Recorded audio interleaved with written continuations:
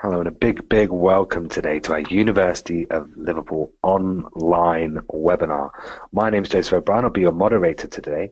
And today we're going to be discussing corporate governance. And initially, we're going to be talking about shaping effective corporate governance. And then we're going to move into a context of looking at corporate governance in developing markets, and namely China. And we have a fabulous guest who's going to show us everything and tell us everything we need to know about corporate governance in China, Mr. Simon Qian. Hello, Simon. How are you today? I'm good. How are you? I'm very, very well. Can you just tell us where you're dialing in from and a bit about yourself? What do you do and what are you studying with us at the moment?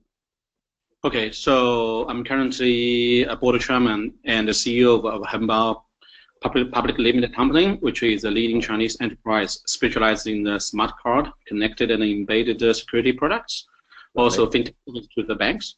I'm also a board chairman of Hengsheng Corporation, which is a non-listed public company in China, which is a leading company in China for carbon fiber, composite materials, and composite component. I did my study. I did my study with University of Warwick first. Then, after a few years' work with PwC and also Asian Investment Bank, I started my study with University of Liverpool for the international business law. Fantastic. I mean, I'm doing my MBA with Liverpool. I started with my undergraduate at Brunel University, a couple of good red brick universities. You've done the same thing, Simon. Did you want to stay in the UK and kind of have a red brick education? Because obviously Warwick is a fantastic institution as well. What drew you to Liverpool? Where first, Liverpool is the one which can offer online studies. Yeah. Yeah, because at that moment I was not able really physically be in the UK to do the study. Although I personally would like to be in the UK again because I did all my GCE A level and also the bachelor degree in the UK. But at that moment, the best choice I have is trying online study, which Liverpool University did offer that, and also which is also a reputable university worldwide. So that's the best choice I have. Perfect, absolutely perfect, and we're so glad to have you. And one thing that's interesting about your background, Simon, reading here is you're a board chairman. You're obviously a businessman working on the board and on the executive level, which is very relevant for corporate governance because we're going to talk about the position of supervisory boards and director boards. But you're studying for a law degree. Do you have with a background in accounting and finance? So do you have any kind of history in law, and why did you decide to do business law? Well, I think the only background I had before attending the AIM program is the company law I did in University of Warwick, only one module. After that, I think I had barely no background from the study or the working experience. But again, since I had a very good background in the accounting finance, so I mainly focus on the control of the financial risk. But since I become a member of the senior management, I realized the other risk I needed to focus on is the legal risk. So Right. due to the Okay. lack of the knowledge and understanding of this area, so that's why I decided to attend the AM program with the University of Liverpool. That's perfect. I mean, you're marrying finance and legality, which is what you have to do at the board level. So that's very inspiring indeed, Simon. The majority of people on our law programs are practicing or previous lawyers. But interestingly enough, last year's student of the year from our law program, Christian, he was actually an executive as well, like you, Simon, who had absolutely no background at all in law, but wanted to study patent law because he was dealing with machinery, and he was our student of the year. So it goes to show that our programs are suitable for all types of executives who are looking to solve particular work-based problems or career-based problems, like you have done, Simon, in your career. Now, we asked Simon a number of questions about his research on corporate governance and about the subject of corporate governance in general as we look to tease apart this subject. Now, today in our audience, we have prospective students, some people who are looking at our courses, maybe our law courses or our management school courses. And we've got students as well in our audience who might be thinking how they should direct their research or how they should make their elective choices. So Simon, we're going to help them out a bit today by taking some questions as well in about 40 minutes. So if you've got your questions, I want you each to have a question ready for about the 35-40 minute mark as we look to take your questions to our panel today. And we have Michael who's in the background who's organizing that also. Please send your questions in. So the first question, Simon, that we have for you is what is the particular focus of your research that you're doing at the moment? So the focus of my research is about the Chinese corporate governance. Mm-hmm. So in practice, the Chinese corporate governance actually contains both the best of the one-tier board practice and the two-tier board practice worldwide. However, the corporate governance in China actually is failing, so which didn't meet the purpose of setting up the corporate governance originally. So my study is to understand why the China has the best the corporate governance mechanism, but didn't serve the purpose. So there must be a reason behind that. So it's a kind of like theoretically on paper things are looking very good, but in practice it's not a best in class or best in practice corporate governance system. I mean, Simon, what's your personal interest to pursue this line of research? Because once you start researching, it's a long journey, it's a lot of work. So what was your motivation behind it? Well, because by understanding the corporate governance system, which is quite important to me, because I serve as a member of senior management, but I also serve as a board director, and also in particular cases, I also serve as a shareholder of a company because I also do lots of investment in different companies due to my unique background before. So I need to understand how to set up a well-functioning corporate governance to serve the senior management, to serve the board, and also to serve the shareholders, because it's quite important to set up an effective corporate governance to make sure all the parties participate in this mechanism. It's very interesting because you're taking it's fair to say it's a global education, but it's also fair to say that it's a westernized education, the UK education system like America. So it's also interesting thing that we'll look at today, Simon, is how you're applying stuff that you've taken through Western education into Eastern or global business practices, and how that kind of translates, and that might be where we kind of see some of the disconnect between theory and practice. We have to bring these practices into a system that is very different in terms of politically and structurally. Bear with me a second. And I love this quote that you said here, really. I mean, as an executive manager and board director, you need to have an understanding of how to design and implement a functioning corporate governance system for your organization in order to guarantee its long-term success. And so, Simon, we're going to be talking later about how you're managing to take things out of the classroom and actually take that into your board and implement that on the fly as you're working. Now, just for anyone who might not be aware of the subject, can you just define corporate governance as you see it, Simon? Okay, so basically, the short definition for the corporate governance is how the company is running. So, because for a large corporation, or let's say today's the form of the corporation, the shareholder is not necessarily the management who actually run the daily operation of the company. So there are going to be a separation of the duties between the, let's say, actually among the senior management, also the board, and also the shareholders. So how to distribution of the power to each party is quite important, because you want a reasonable distribution to make sure the management can run the company effectively, but also you want to make sure the management is monitored and controlled to protect the best interest of the shareholders. Wow. Now let's drill down and have a deeper look at this subject. And let's look at the 1 and 2 tier system in China as well. Can you just describe a bit about what is the 1 and 2 tier approach for those of us that might not be familiar with this setting?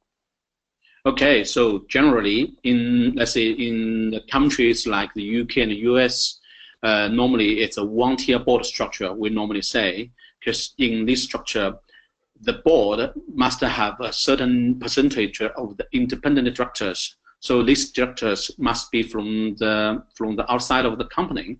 So they use the independent director to monitor the non-independent director to actually who run the company daily.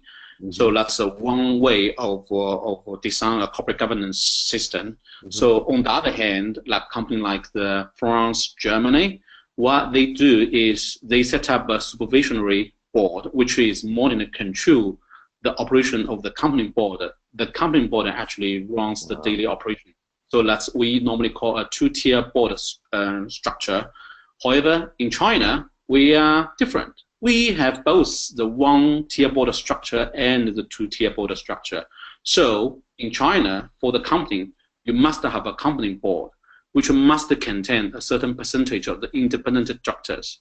However, you also need to set up a supervision board to monitor and control the company board. So we have both systems in one go.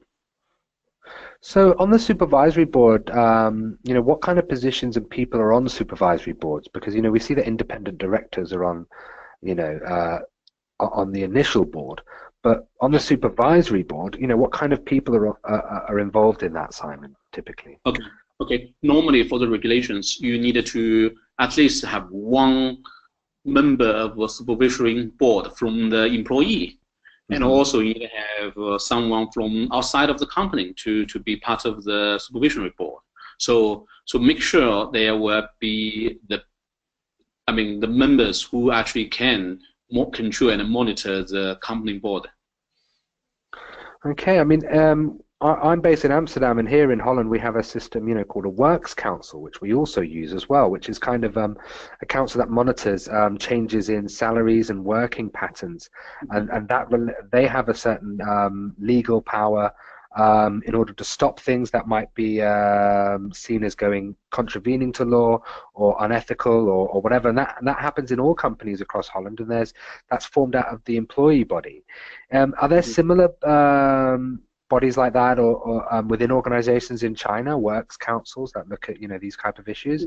Is that similar to the supervisory board?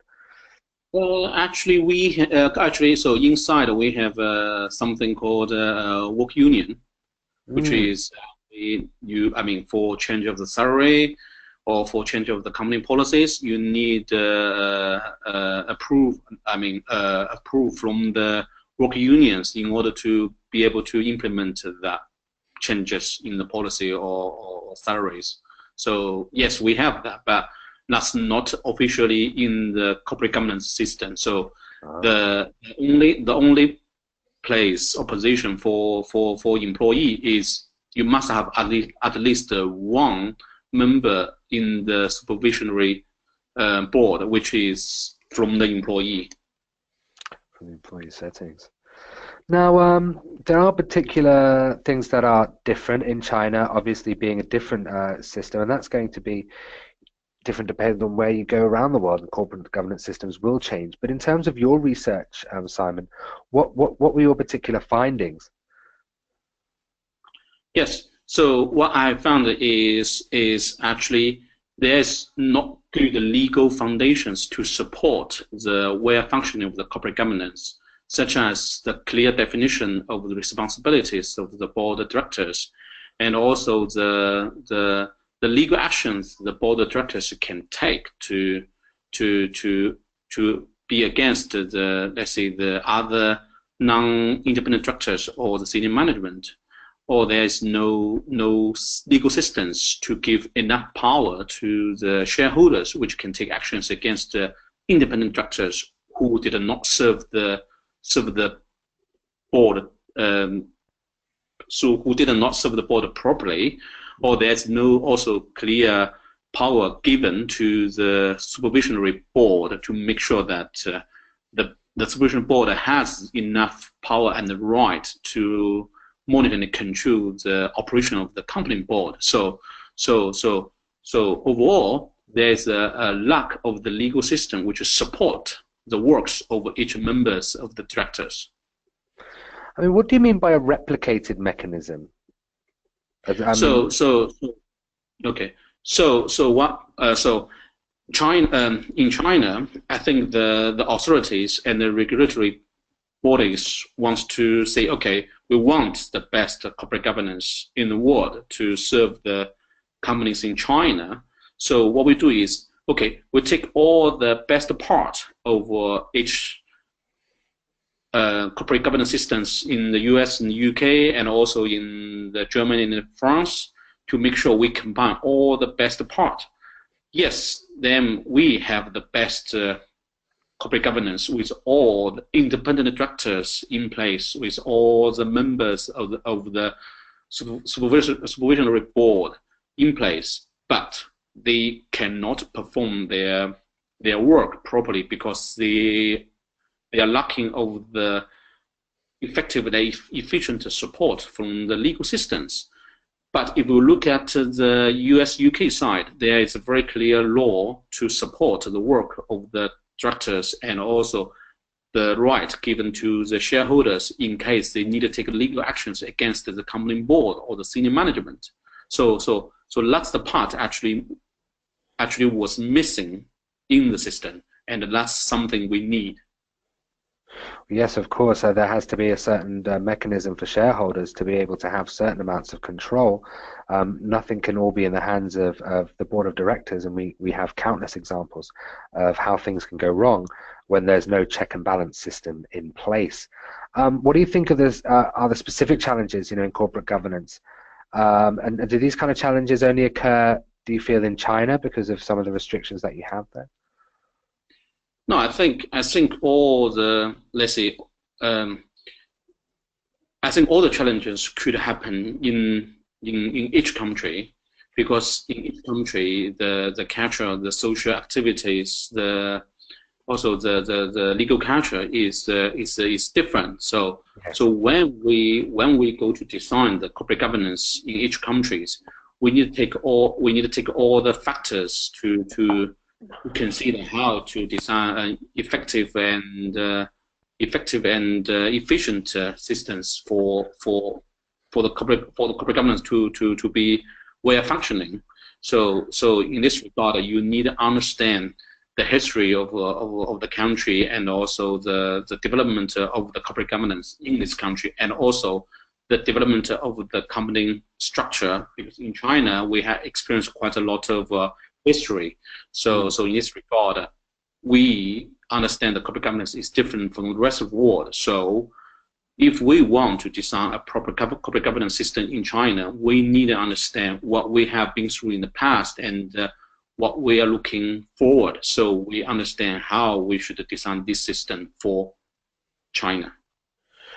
I mean, that's fantastic. I mean, do you have a best in class example, Simon, of a country that you feel gets its corporate governance right? Um, Well, I would say UK definitely get right yeah. in the governance because I think the UK and the US are both the good example in my personal opinion. Mhm. They have more independent directors sitting in the board than the numbers of the executive directors. But in China, normally most of the majority, the member in the company board is from the let's say from the senior management. So let's think about extreme example. If there really something needed to get approved from the company board and which is harm to the shareholders' interests, you might get approved. That's most likely. So that's why in China there is another very special rule which is saying like for certain matters you have to get the independent director's opinion rather than just the vote on the board. So this is so in my opinion, currently the best corporate governance example is in the UK and the US, which actually the independent director did serve the board or serve the company in the best way to protect the shareholders' interest. Nice, yes, because corporate governance at its heart is about protecting the interest of shareholders. Would you say that's correct? Yes, it is. Okay, lovely. I mean, that's a good takeaway as well, especially for me, on the MBA program, I haven't dived too much into corporate governance, so it's good for our management students to understand this kind of legal perspective as well. What do you think needs to happen, Simon? You're on the inside, you've studied this, you must have a few desires of how you want to see things change or what direction you want to go in, especially for your company as well, if you're in a position to control and support efforts. What do you think needs to happen in order to improve the function of corporate governance in China? I think first there needs to be a legal reform in order to give more responsibilities and the legal rights to the independent directors and also the members of the supervisory board in order for them to really being able to perform the monitoring and the control on the company board and also the management. Also, on the other hand, there must be a law to constrain the power of the controlling shareholder. For example, in China, normally you have a controlling shareholder which have something like around 30 to 40%, even some cases like 60% of the shares in one shareholder. So which means they have quite a strong power in the annual general shareholder meeting. So in this regard, there must be something to constrain their power, and also there must be some improvement in the institutional investor, and they need to be really participate in the shareholder meeting to make sure they also have the power to to control or to select to the right members for the company board. I think also there must be a simplification of the legal procedures for the individual shareholders to take legal actions against the board of directors or the senior management, because legal procedure can be complex and very expensive. So there must be some simplifications for the individual shareholders to be able to take legal actions against them, so which people would fear, would worry about if you are being sued. So I think that's quite also important to make sure that the corporate governance is well functioning. I mean, it's easier said than done, though, isn't it, Simon? I mean, in China, the legal system needs reformed, but how? How do you reform a legal system in essentially what is a communist country? How would you? What would be the steps to do that? Well, I think today in China, actually, let's say the party or the central government actually is working on the legal reform. Nice. To make sure that the law is serving the best for the people. Actually, it is happening. So I have very strong confidence that there will be certain reforms to serve, let's say, serve in the business side. I'm not saying reform on everything. I'm saying reform on the relevant laws, which can make sure the business can be run properly. Perfect. Well, that's fantastic, because what you're doing in your studying is you're going to meet this change of regulation and reform with all the information that you've learned through the course at the right time, so you're prepared once reform has come through to establish good systems of governance. Is that pretty accurate? Yes, it is. So let's have a look at as we reach the half an hour mark, some of our other questions that we've had for you today. Do you think some of your theories would be applicable to maybe other developing or emerging markets? We have the BRIC countries here. Maybe countries who are like China still have a way to go in terms of legal reform. Do you think that your theories could be applicable there as well? Well, I would say yes and no. For the yes side, okay, for the no side, I think each country is unique. Each country is different. So in this regard, they need to design their corporate governance systems, or let's say the legal foundations to support the well functioning of the corporate governance systems differently. But in the yes side, so every mistakes or every experience or every procedures we have been through to develop or design a good corporate governance can be used as a reference for other countries to design their own corporate governance. So I think it can be applicable, but you need to be very careful in not just copied like what we did before. Is just purely copying the system or the design from the UK, US, and Germany. And then we realize actually that's not actually what we need. What we need is design something specifically to meet the issues and the problems we have in China. It's like a bespoke and tailor-made system that's informed of the practices in the UK and the US, but is also tailor-made and designed for the unique challenges of emerging markets. So, in kind of conclusion, Simon, how do you feel studying on the LLM and the program itself has prepared you for this? What have you learned that you're able to take out into the business world and apply in terms of your corporate governance strategies? Yeah, of course. So first, I have zero background about the company law, corporate governance, and the legal side. So first, the program helped me to have very good knowledge about the legal side, about company law, about the corporate governance, and about the legal procedures.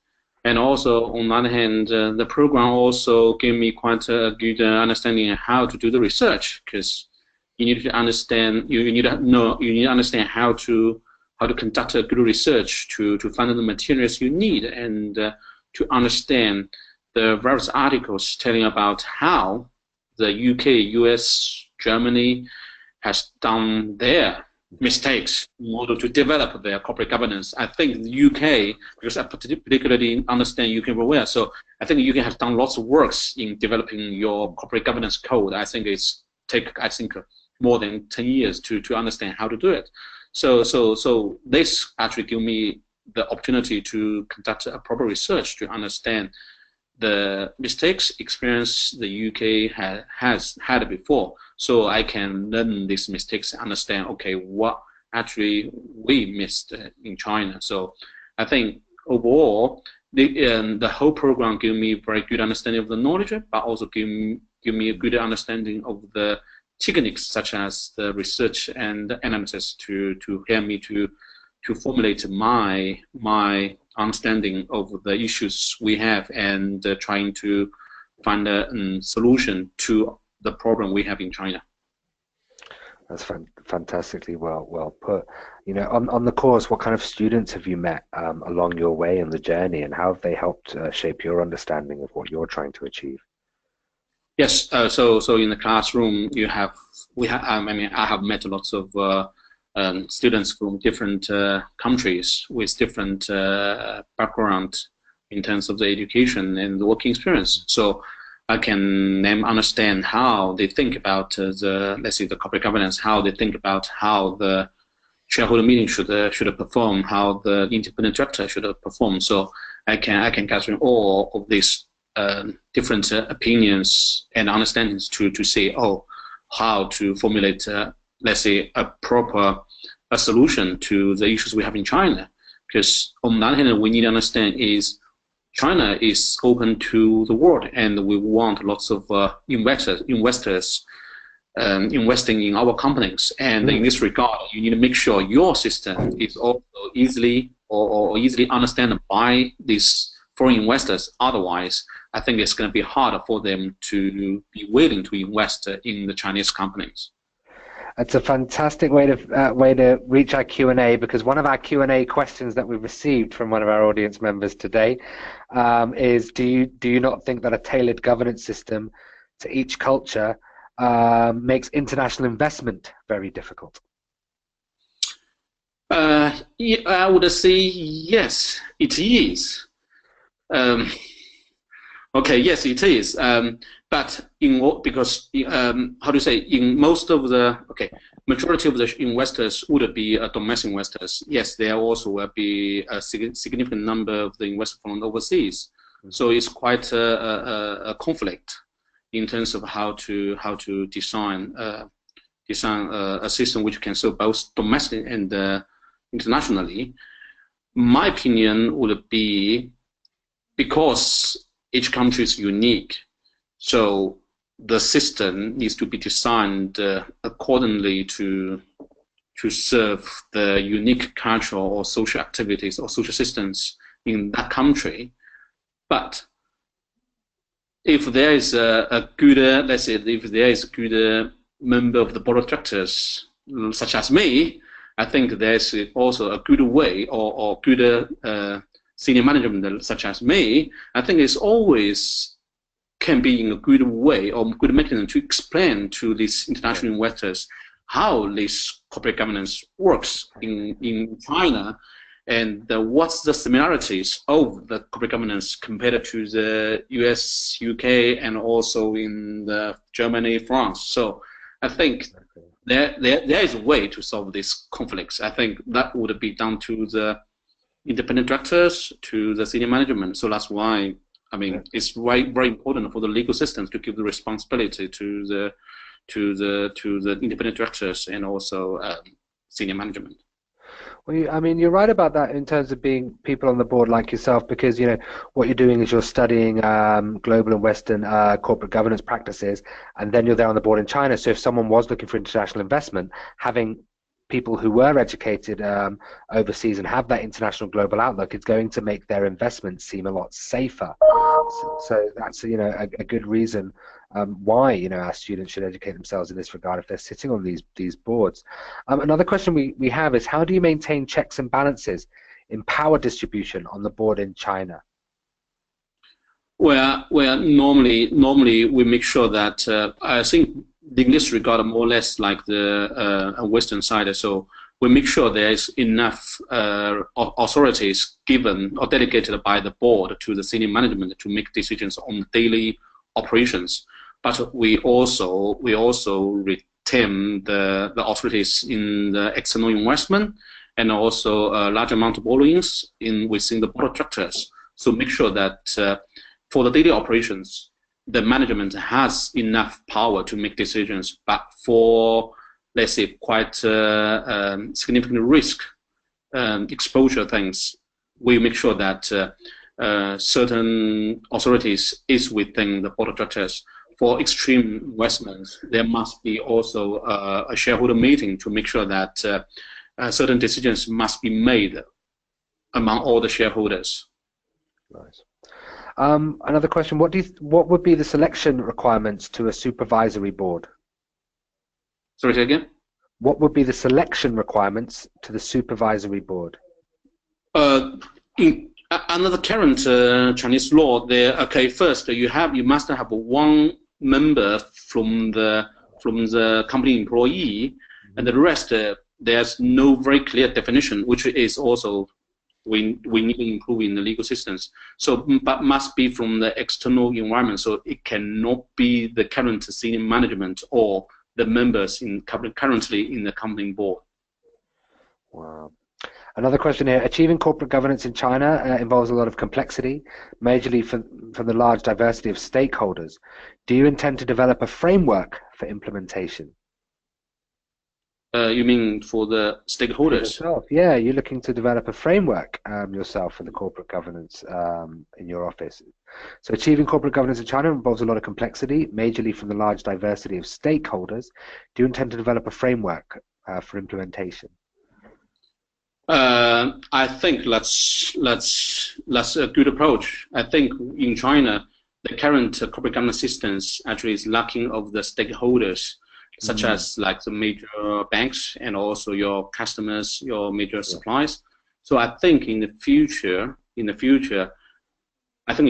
maybe for effective corporate governance systems, we should incorporate the stakeholders in the supervisory board or the company board to make sure there is a efficient, effective operation of the corporate governance.